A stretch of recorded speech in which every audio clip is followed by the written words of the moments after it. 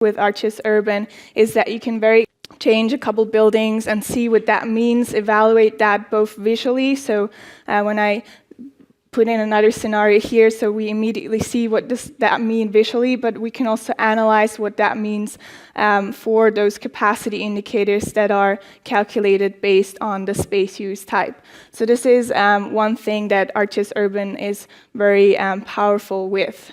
But we can not only design those scenarios very quickly, we can also compare them, as I've already said, to not only to each other, but also back on what they think about what we've designed. So this is where ArcGIS Urban is very strong in at the moment.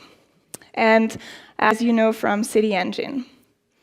Now, you might wonder, so why do we actually need CityEngine then?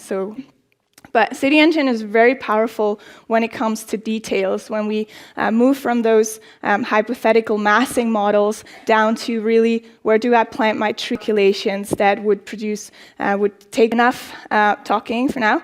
I'm going to switch to a quick demo and this is the city of Boston. You might recognize that data set from the plenary from UC last summer. And I made this Dorchester Avenue plan here, and I made a few scenarios that will load in here. Sorry, still my voice.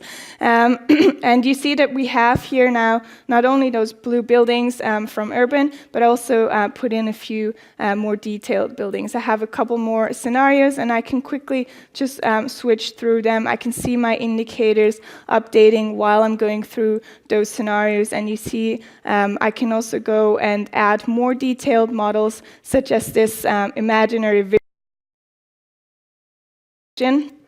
And here you see exactly the same scenario that I just opened. It's scenario number 1 from here. Let me quickly go back here. So you see I have those buildings up front. So what I did here is I went to CityEngine and I imported this plan to CityEngine with all of my scenarios. And now I can go in and actually work on those. So I can go in and, for example, say, okay, so this little tower here, I want to actually have it a lot higher. And what you see on the left side are the shapes, and on the right side are the models where I apply my custom rules. So they update immediately. So I know you all know sketching tools. I'm not going to go too much in detail there. But now, if I'm done with my refinement of the designs, I can bring that back to Urban. And I can do that by just publishing those models back to the Urban data model. So I'll do that now in another second, and it's done. And now it's already back in Urban. What I can also do here in City